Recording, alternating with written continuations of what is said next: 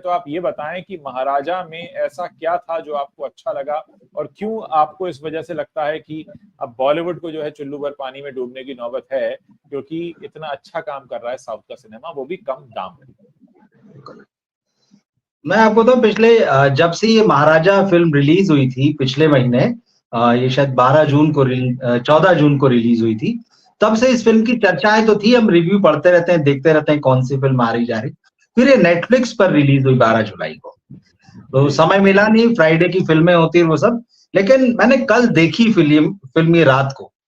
मतलब बहुत दिनों के बाद मुझे एहसास हुआ कि मैं कोई फिल्म देख रहा हूं, और जब फिल्म खत्म हुई तो मैं बहुत देर तक उस फिल्म के औरा में बैठा रहा।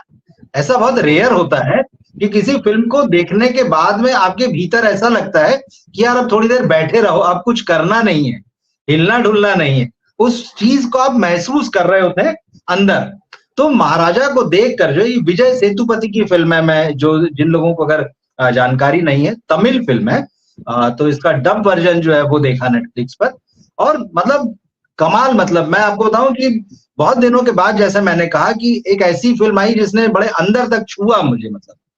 और मजे की बात यह कि ऐसी कोई बहुत ही सीरियस फिल्म नहीं है कि आपका एक बड़ा आर्ट सिनेमा है और वैसा, ये प्रॉपर एकदम थ्रिलर फिल्म है, एक आम आदमी की कहानी। मैं आपको कहानी के बारे में बताऊंगा, लेकिन क्योंकि इस फिल्म में अगर थोड़ा भी ज्यादा खोल दूंगा तो वो स्पॉइलर जैसा होगा और फिर देखने वालों का मजा खत्म होगा, तो इसलिए मैं ज्यादा नहीं बताऊंगा उसके बारे में।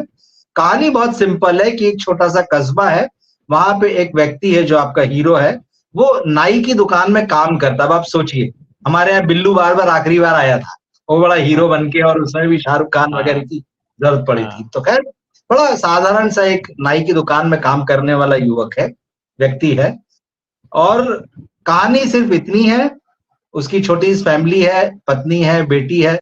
फिर थोड़ी देर में आपको पता चलता है कि एक हादसे में उसकी पत्नी गुजर गई है, उसकी बेटी को उसने पाल पोस के बड़ा किया है।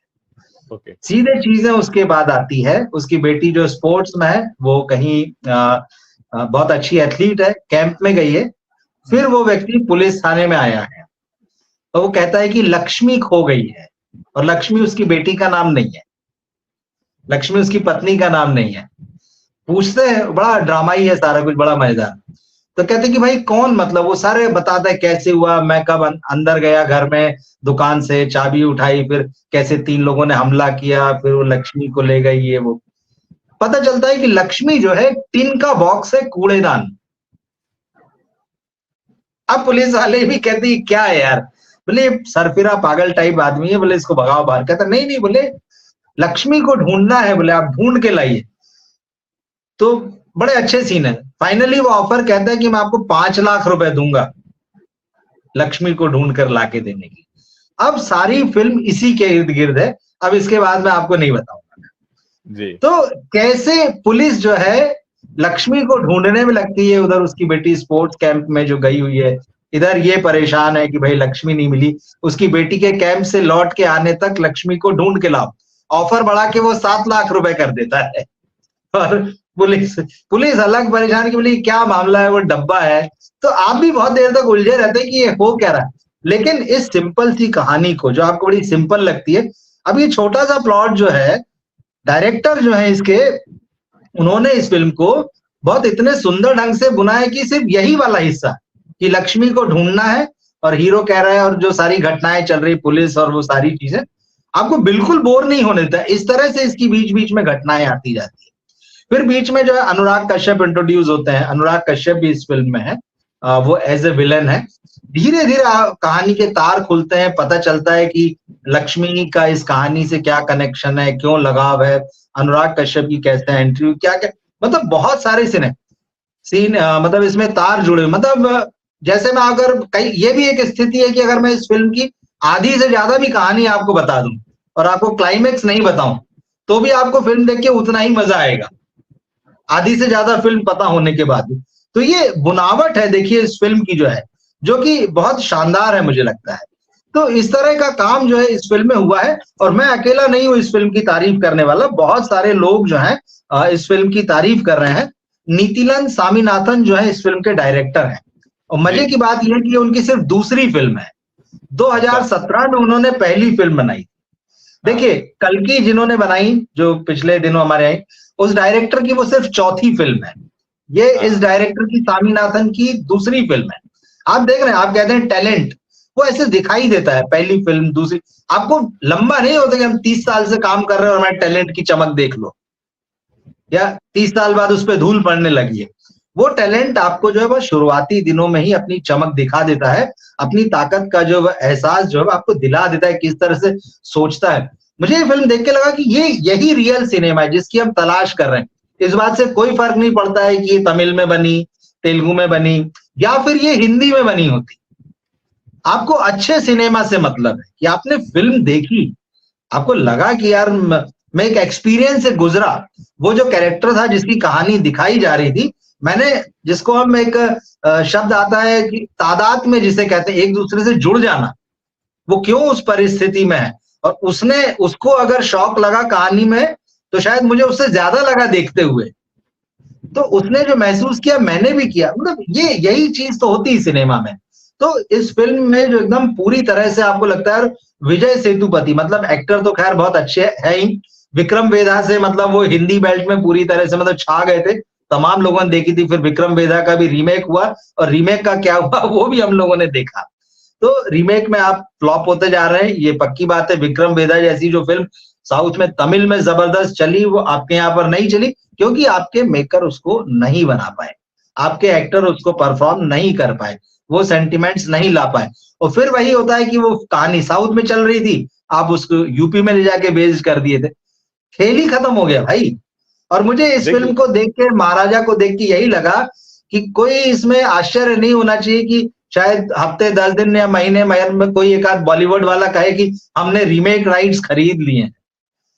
तो मुझे लगता है ऐसा होगा तो ये बहुत दुर्भाग्यपूर्ण होगा, क्योंकि कई फिल्मों को वैसे ही रहने देना चाहिए। क्योंकि मुझे लगता है कि इतने लोग इस फिल्म को देख चुके होंगे अब, क्योंकि ये नेटफ्लिक्स पर आ गई है, और जिस तरह की चीजें इस फिल्म के बारे में कही जा रही हैं, बहुत सारे लोग कह रहे हैं, मैंने फेसबुक पे बहुत सारे लोगों को देखा, ट्विटर पे लोगों को देखा, और कोई झूठ नहीं लिख रहा है। ये भी होता है कि हम देखते हैं कि 4 स्टार 5 स्टार वाले रिव्यू जो है वो लोग लिखते हैं, और उसके बाद 2 घंटे बाद ही फिल्म का क्या बुरा हाल होता है। हर फिल्म देखने वाला जो है इस फिल्म की तारीफ कर रहा है, ये फिल्म उस काबिल है। तो मुझे देखते हुए यही लगा। फिर मैंने चेक किया कि इस फिल्म का बजट कितना है, तो मैंने देखा कि इस फिल्म का बजट मात्र 20 करोड़ रुपए है। इससे 4 गुना ज्यादा तो हमारे अक्षय कुमार फीस ले जाते हैं, टाइगर श्रॉफ मांग लेते हैं, बाकी खान्स का तो पूछिए मत क्या हिसाब किताब है, ऋतिक रोशन, अजय देवगन का पूछिए। भैया 20 करोड़ में वो फिल्म बन गई है। उसके बाद ये फिल्म जो है बॉक्स ऑफिस पर 100 करोड़ रुपए से ज्यादा कमा चुकी है। मजे की बात, 14 जून को फिल्म रिलीज होती है, 12 जुलाई को वो नेटफ्लिक्स पर आ जाती है, जबकि वो थिएटर्स में चल रही है। और कहा जा रहा है कि यार अभी आने से नुकसान होगा, लेकिन ठीक है, पहले एग्रीमेंट हो जाते हैं, जो भी चीजें। ओटीटी पर भी उसको उतना ही पसंद किया जा रहा है, कई जगहों पे अभी भी ये फिल्म थिएटरों में लगी है साउथ में, लोग वहां देख रहे हैं जाके। तो वो फिल्म आपको वो कहानी दे रही है जिसकी हर मन में एक प्यास होती है, एक अच्छी कहानी की। बचपन से वो चीज शुरुआत होती है, हम कहानी सुनना शुरू करते हैं, दादी नानी या बड़े भाई बहन, माता पिता, जो भी, कहानियों की एक दुनिया में हम जीते हैं, और हमेशा हमें अच्छी कहानियों की भूख और प्यास रहती है। तो बड़े होने के बाद भी जब हम सिनेमा के थ्रू कनेक्ट होते हैं, तो हम अच्छी कहानियां ही चाहते हैं। तो महाराजा जो है बहुत हद तक जो है ना, आपको ये बताती है कि नहीं, आप एक सही जगह पहुंचे हैं, आपको एक अच्छी कहानी देखने को मिली है, आपने एक अच्छा एक्सपीरियंस लिया है। तो मुझे लगा कि जब 20 करोड़ में साउथ में फिल्म बन सकती है, किसी भी लिहाज से, आपकी बॉलीवुड के जो सो कॉल्ड बड़े बड़े मेकर, प्रोड्यूसर, डायरेक्टर बताते कि हमने 500 करोड़ का सिनेमा बनाया है, 100 के नीचे बात नहीं करते, किसी लेवल पे ये फिल्म कम नहीं है। स्क्रिप्ट कहानी के लेवल पे लाख गुना आगे है।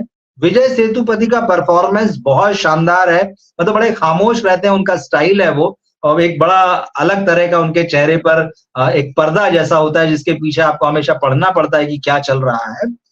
और मैंने इस फिल्म को देखते हुए पहली बार ये महसूस किया कि अगर किसी एक्टर को आप एक्शन सीन में देखें, तो आपको उसके एक्शन सीन में उसकी एक्टिंग की ताकत पता चलती है।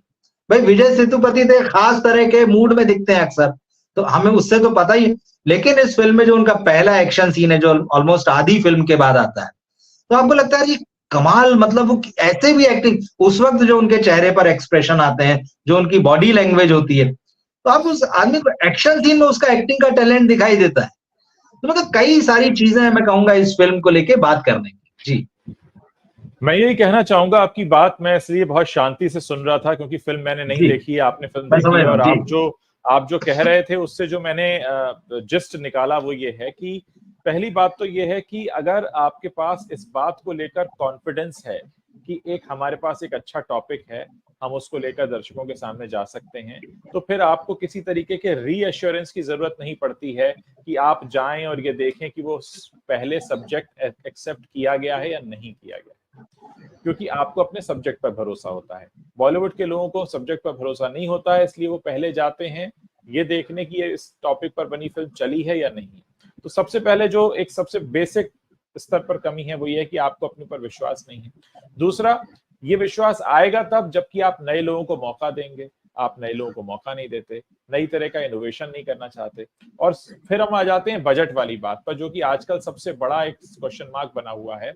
बॉलीवुड में फिल्में खराब बनने और फ्लॉप होने का एक रीजन जहां तक ये है कि सब्जेक्ट नया नहीं आ रहा, इनोवेशन नहीं हो रहा, वहीं दूसरी तरफ पैसा बहुत ज्यादा खर्च होता है, बहुत बड़ा जुआ खेला जाता है। मैं 83 जैसी फिल्म का उदाहरण देना चाहूंगा। 83 के बारे में यही कहा गया कि उस फिल्म के फ्लॉप होने की वजह उसका बजट थी। फिल्म अच्छी बनी थी लेकिन बजट इतना बड़ा था कि वो हिट फिल्म नहीं, हिट की कैटेगरी में पहुंची नहीं। और कितनी ऐसी फिल्में हैं जो कम बजट में बन सकती हैं। देखिए, सबसे बड़ा बजट जो कट किया जा सकता है वो है हीरो की फीस, और इस बात को करण जौहर, फराह खान, दुनिया भर के लोग बार बार इस चीज को कह चुके हैं। अब जो आप एक सामने से उदाहरण लेकर आए हैं महाराजा का, विजय सेतुपति एक बहुत बड़े स्टार है। विजय सेतुपति कोई नया नाम नहीं है, विजय सेतुपति कोई ऐसा नाम नहीं है। विजय सेतुपति की फिल्म का जब हिंदी रीमेक बना तो उसमें ऋतिक रोशन और सैफ अली खान हमको दिखाई दिए। तो सबसे बड़ी बात यहाँ पर यह है कि मन में इच्छा होना कि हम एक अच्छा कंटेंट लेकर आए। लेकिन हमारे पास अक्षय कुमार जैसे स्टार्स हैं जो बार बार इस बात का दावा तो करते हैं कि मैं बहुत ज्यादा काम करता हूं, लेकिन वो जो स्तरहीन सिनेमा दे रहे हैं, जिसके बदले में वो बहुत सारा पैसा ले रहे हैं, ये किसी भी तरीके की मिसाल खड़ी नहीं करता लोगों के सामने। किसी भी तरीके से लोगों को ये नहीं बताता कि हाँ, आप एक ऐसा कंटेंट लेकर आए हैं। और बहुत बड़ी बात रवि जी आपने कही कि 20 करोड़ रुपए में उन्होंने ये दिखा दिया है कि फिल्म कैसे बनती है, और महीने भर के लगभग अंदर ही उन्होंने इसको रिलीज भी कर दिया। तो ये एक अपने आप में इस बात को बताता है कि उनको कितना कॉन्फिडेंस है खुद पर, और क्योंकि वो जुआ बहुत बड़ा नहीं खेल रहे हैं, इसलिए इस बात से एक अलग कॉन्फिडेंस और आता है। वरना आप सोचिए, बॉलीवुड में तो अब इस बात को हम सोच भी नहीं सकते कि कोई 20 करोड़ में फिल्म बना ले किसी ए लिस्टर को लेकर, जबकि विजय सेतुपति वहां के ए लिस्टर हैं और एक अच्छा सिनेमा उन्होंने बनाया है। और आप कह रहे हैं कि आपने जब ये फिल्म देखी तो आप उसके एक्सपीरियंस को, उसके अनुभव को बहुत समय तक अपने शरीर के अंदर महसूस कर रहे थे। ये बहुत बड़ा कॉम्प्लीमेंट है। अगर सिर्फ 20 करोड़ रुपए की लागत में ये हो सकता है तो फिर उसके लिए 200 करोड़ का सिनेमा क्यों बनता है? दूसरा, उसको लेकर इतना बड़ा जो रिस्क लिया जाता है, उसमें आपका गेम क्या है? ना तो आपको एग्जाम्पल सेट कर पाते हैं, उसके बाद आपके बारे में खबरें छपती हैं कि आपने क्रू का पैसा नहीं दिया, आपने उसका पैसा नहीं दिया, फिल्में फ्लॉप हो रही हैं, आपको मुंह छिपाकर घर में बैठना पड़ता है, फैंस आपकी गालियां देते हैं, फिर आपको पैसे कमाने के लिए गुटखे के ऐड करने पड़ते हैं, शादियों में नाचना पड़ता है। तो ये सब चल क्या रहा है? आप सबसे ज्यादा कोशिश ये करते हैं कि आप वहां पर एक अपनी मनमानी के तौर पर जाएं। आप बहुत ज्यादा इंटरफेयर करते हैं, आप बहुत ज्यादा जब डायरेक्टर के सामने आप खड़े हो जाते हैं कि मैं एक स्टार हूं और मुझे इस तरह से पेश किया जाना चाहिए, तो कहीं ना कहीं आप उसे भी नीचा दिखा रहे होते हैं। कहीं ना कहीं आप उसको ये साबित कर रहे होते हैं कि असली फिल्म मेकर आप हैं, आपकी वजह से लोग देखने आने वाले हैं, लेकिन आप बॉक्स ऑफिस पर झूठे साबित होते हैं जब आपको देखने के लिए पब्लिक नहीं आती। आपकी वजह से उसमें करोड़ों रुपया लगता है, लेकिन उसके बाद क्या होता है कि आप थिएटर में पब्लिक लाने में नाकाम रहते हैं। इतने बड़े दावों के बाद कि आप सोशल मीडिया पर बहुत सारी पब्लिक को इकट्ठा कर लेते हैं अपने इंस्टाग्राम पर, बहुत सारे बड़े बड़े आप ट्रेलर रिलीज करते हैं यूट्यूब पर, उसको मिलियंस में व्यूज आते हैं, लेकिन आपकी फिल्म को देखने कोई नहीं आता।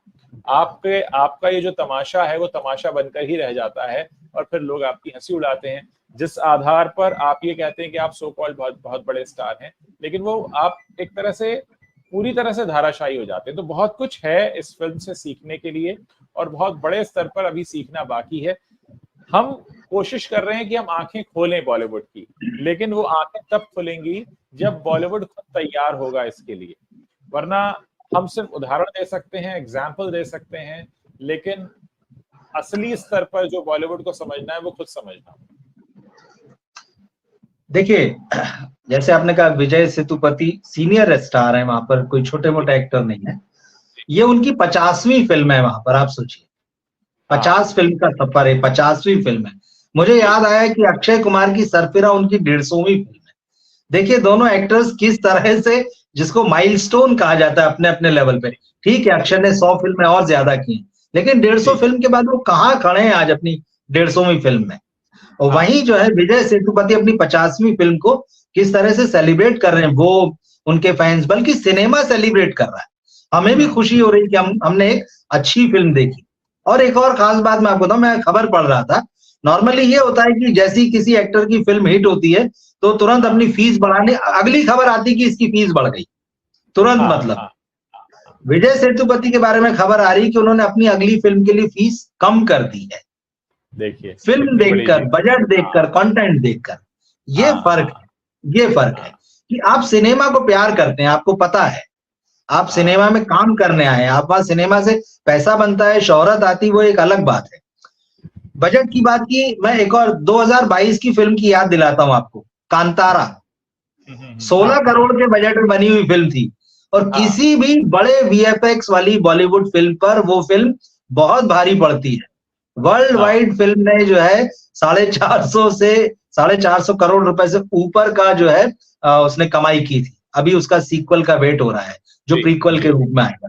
तो बजट मैटर नहीं है। ये जो फिल्म वाले लोग कहते हैं कि नहीं नहीं, अच्छा सिनेमा बनाने के लिए बजट चाहिए, सब महंगा हो गया है। महंगा कुछ नहीं हुआ, महंगा आपने स्टार को बना दिया है। आपने उसको जो सर चढ़ाकर जो है उसके सामने घुटने पर बैठकर जो उसकी सारी शर्तें मानना जो शुरू कर दी ना, वो कर दिया है। आज ही एक खबर आई है रितेश देशमुख की, मैं आपको इसी सिलसिले में कहना चाहूंगा। उसमें उन्होंने बयान दिया इस वाले मामले पे कि भाई आप एक्टर को सिर्फ एक्टर की तरह मत लो, उसके साथ जो पूरी टीम आती है, वो जो पैकेज आता है ना, उसको भी आप लो, उसको एक यूनिट माना जाए। उनका कहना है उसका हेयर ड्रेसर, उसका मेकअप मैन, उसका फिटनेस मैन, उसकी वैनिटी, उसका एक्स वाई जेड जो भी है, बोले आप उसको एक यूनिट की तरह लो। ये कमाल की बात है भाई, कैसे एक यूनिट की तरह ले। उन्होंने कहा कि लोग एक्सपर्टीज चाहते हैं, तो क्या साउथ में ये सिनेमा बन रहा है, मैं कांतारा का नाम लिया, हम महाराजा की बात कर रहे हैं, ये क्या है? क्या इनके साथ क्या ये क्या मतलब ढच्चू या गधे टाइप के लोगों ने बना दी, या इनके साथ अनाड़ी लोग थे आसपास काम करने वाले, यहाँ कोई एक्सपर्ट नहीं था, या उनकी जरूरत नहीं पड़ी इसमें? ये एकदम सरासर झूठी बात है। ये एक अलग से बबल में रह रहे हैं, जो मैं बार बार कहता हूं, ये उस बबल से बाहर निकलना नहीं चाहते हैं। वो फूट चुका है, जबकि इनको दिख नहीं रहा है कि इन्हें लोग नापसंद करने लगे हैं। अब सीधे सीधे मैंने कई लोगों से बात की अक्षय की फिल्म को लेके, उन्होंने कहा हम अक्षय कुमार को नहीं देखना चाहते हैं। और सिर्फ अक्षय नहीं, बाकी भी ये जो पिछले 20-20, 30-30 साल से जो एक्टर काम कर रहे हैं और कुछ नहीं दे रहे हैं सिनेमा में, इनका कंट्रीब्यूशन जीरो है। मतलब 1-2 फिल्में दे देना, मतलब ये नहीं होगा 30 साल में हमने 2 फिल्म दे दी तो हम बहुत महान हो गए। 30 साल में आपने कितनों के रास्ते रोक दिए और कितनों को डुबा दिया है, वो सारा भी काउंट होना चाहिए साथ में। तो ये जो मनी का मामला है, इसको बिल्कुल ये नहीं मनाना चाहिए, क्योंकि आपके इस हीरो को देने के लिए पैसा होता है, स्टार को, बाकी सारे आपके जो एकदम अंडरपेड लोग होते हैं। ये कैसा चल रहा है? हीरो आपका शेयर भी ले जाता है और आपको लग रहा है बस इसी के दम पे चलेगी, लगातार पिट रहे हैं, लगातार पिट रहे हैं, लगातार पिट रहे हैं। तो मैं इस फिल्म को देख के वही मुझे लगा कि अच्छा कंटेंट जो हम बार बार बोलते हैं वो बिल्कुल जरूरी है, वही सिनेमा को बचाएगा, नए लोग बचाएंगे। आप देखिए स्वामीनाथन की दूसरी फिल्म है जी। तो और एक और चीज है, जैसे रीमेक की बात हुई, जैसे मुझे क्या मतलब, जिन्होंने भी उसको महाराजा को देखा उनको लगा, मतलब एक रिएक्शन ये होता है लोगों का, अरे अब बॉलीवुड में कोई भी इसके राइट खरीद लेगा और उसका रीमेक कर देगा। हम इसको पहले से बता सकते हैं कि ये फिल्म हिंदी में आएगी तो फ्लॉप हो जाएगी, क्योंकि नहीं बनाई जा सकती। दूसरी चीज, आज मैं अल्लू अर्जुन के जो पिताजी हैं, अल्लू अरविंद, साउथ के वो बहुत बड़े प्रोड्यूसर हैं, उनका एक इंटरव्यू में देख रहा था। उन्होंने उसमें कहा है कि रीमेक का दौर खत्म होने की तरफ है, लगभग खत्म हो चुका है। और उसकी वजह भी उन्होंने बताई, और जिसको हम पहले भी डिस्कस करते रहे, बहुत वाजिब वजह है। दरअसल अब वो दौर चला गया कि एक फिल्म आती थी एक भाषा में, दूसरी भाषाओं तक पहुंचती नहीं थी। अभी ओटीटी का दौर है, नेटफ्लिक्स, अमेजन, हॉटस्टार या एक्स वाई जितने भी हैं, सब पर विदेशी भाषाओं की फिल्म होती है और वो बनी रहती है। लोग उसको देख चुके होते हैं, वो डब होके आती है, सबटाइटल्स के साथ आती है।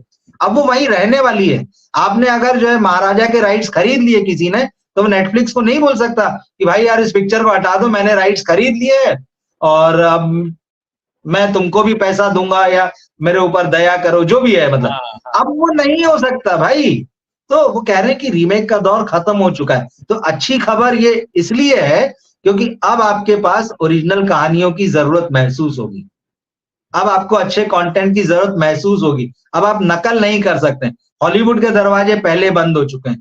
कोरियन के रीमेक आपके सुपर फ्लॉप साबित हुए हैं मैक्सिमम।